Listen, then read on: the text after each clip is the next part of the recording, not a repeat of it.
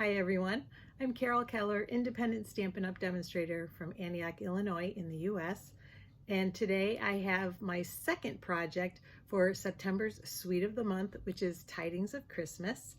For the Suite of the Month, if you purchase the suite from me by the end of the month when I'm featuring it, I will send you the components to make both of the projects that I am featuring on my YouTube channel. Let's get started with project number 2.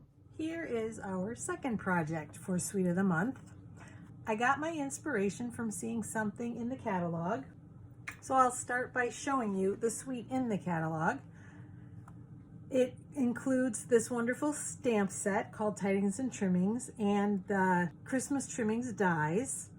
Those you can buy as a bundle and get 10% off. And then there are these wonderful designer series papers. I'm going to bring those in to show you. Here is one side, and here is the other. Beautiful papers. And then last but not least is the evening evergreen chevron weave ribbon. And my inspiration came from the star. I saw that they had cut it out using the die, and I really liked that idea. So that was the basis for the idea for my card. And I'm going to put it aside so I can show you how to make it. I'm starting with a basic white card base. Whoops, which I have scored in the middle. And I'm just going to burnish it with my bone folder. Make it lie nice and flat. And then I have cut strips of the designer series paper. I've pre-cut those. So I have one that is 2 1/4 inches by 5 1/2, or if you're working with an A4 card, it would be 5.5 centimeters by 14.9 centimeters. And then I have 2 strips that are identical, each one 1 inch by 5 1/2 inches, or 2.5 centimeters by 14.9 centimeters. And we're going to put those on right away. And the easiest way to do it is to use multi-purpose liquid glue. When you have your designer series paper that's going basically from edge to edge and you really want it to meet up exactly, the multi-purpose liquid glue helps you to do that because you can reposition it if you need to and get it to where you want it to be. I'm going to make sure it's up at the top, even on the top, and reaches both ends. I'm going to get a little bit of that, got a little bit of glue there. Just get that right off. And I will do the same thing with the other 2 pieces.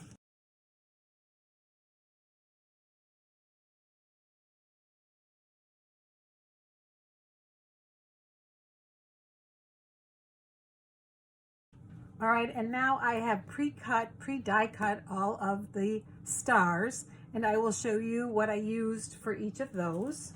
So for this large star, I used this wonderful gold shimmer vellum. Hopefully you can see the sparkle in that. It's really, really beautiful paper. And for all of the larger stars and even the smaller ones, I put adhesive sheet on the back so that it would be easy to just peel and stick. For the stars, I used for one of them the gold foil sheets that are in the annual catalog. And for the other one, I used this beautiful brushed gold paper from the mini catalog, which comes with 2 other sheets, one in bronze and one in copper. And then I did the same thing on the small stars. I cut out 2 of each on each of the different cardstocks. And we're actually going to lay those down last. I'm going to bring in all the stars. There they all are. But it made sense when I was creating the card to position the tag first. So we're going to do some stamping. We're going to start with a scrap of soft succulent. And I have a stamp from the set, May Your Days Be Merry and Bright. Bright obviously being a reference to the stars. And we're going to stamp that in Evening Evergreen.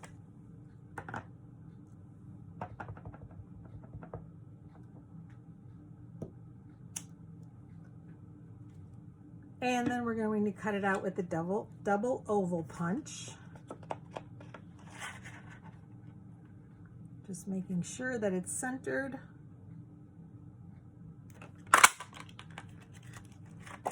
And while we've got the ink out, I'm going to stamp a sentiment on the inside.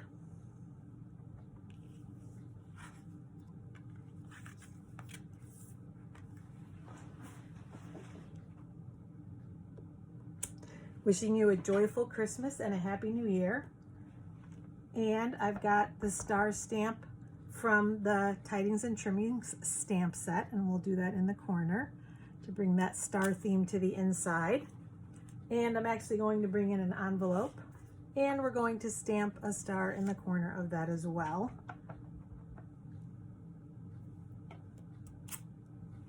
So let's get our ink out of the way.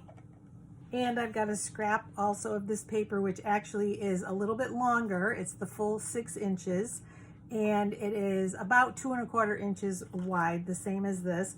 Basically big enough, just big enough to cover the back flap of the envelope, and it's got a little wrinkle, so I'm going to move that to one side. Again, pulling in my multi-purpose liquid glue, and I found the easiest way is to put the glue on the flap. And then I'm going to position it starting from the right side so that that wrinkle is toward the left, making sure it's even with the top and with the right side.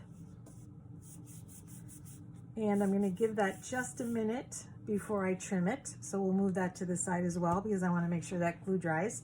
And so now I'm going to bring in my ribbon, and I'm just going to cut a length, say about that long, that the tag will sit on. And we'll cut the end at an angle. Whoops.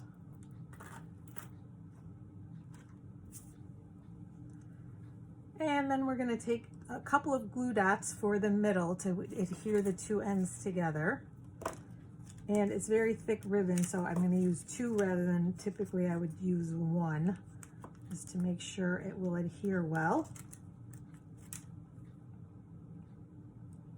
And I'm going to do 2 more, use 2 more on the back to adhere to the card front. And I want that to lie along that line at the bottom. See, about like that. And I'm going to use my Stampin' Dimensionals on the back of the tag. And we'll position that in the center.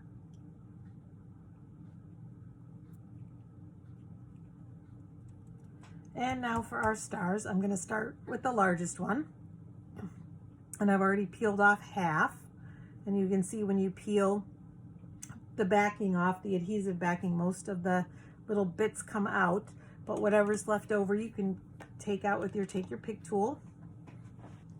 Just making sure there are no little bits on the back, and I'm going to position that in the center. And make sure you give it a good burnish. Whoops, got one little stray piece there. To make sure that it sticks.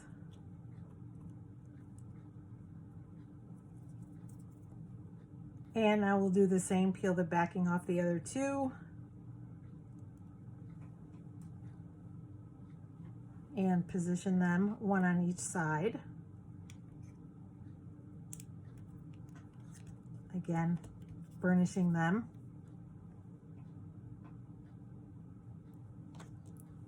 And for this one, since it's not easily peeling off, I'm going to use my take your pick tool to just start it. Kind of hold it just parallel, just to get it underneath the paper, and that's usually enough to get it started. And then it pulls right off. And then that one will position on the other side. Whoops, we got a stray piece in there, it looks like. Where did it go? Right here.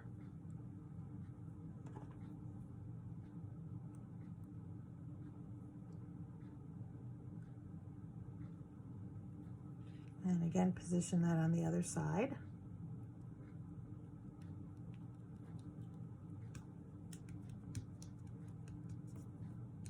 Burnishing it down. You can also use multi-purpose liquid glue.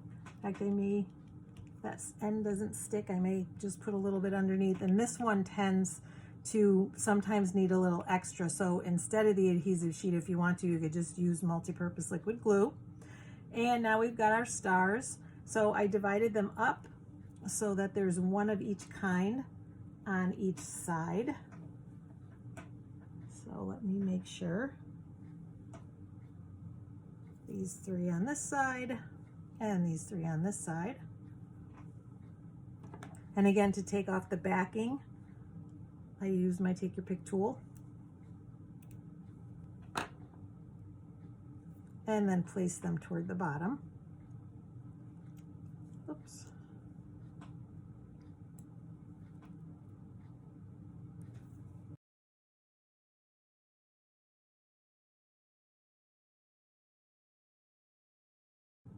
And I love the shimmer vellum because it's a little bit transparent. I think we'll do that one this way. So you can see some of the stripes through there. And then I will do the same thing on the other side and be right back.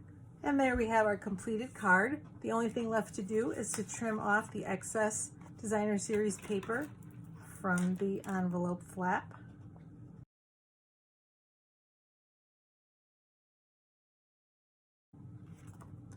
And our project is complete. I hope you like it. Thanks so much for joining me today on my Suite of the Month for September using the Tidings of Christmas suite. If you like what you see, please subscribe to my channel. And if you want to be notified when I post new videos, just click on the bell to be notified when a new video posts. I have paper pumpkin alternatives every month, and cards, scrapbook pages, home decor items, tips and techniques videos. So lots to choose from on the channel. And remember too, that if you purchase the suite from me by the end of the month, I will send you the components to make this card and the other 2 cards that were in my first video for Suite of the Month. So contact me if you'd like to place an order. Take care, everyone. Thanks for joining me. Bye-bye.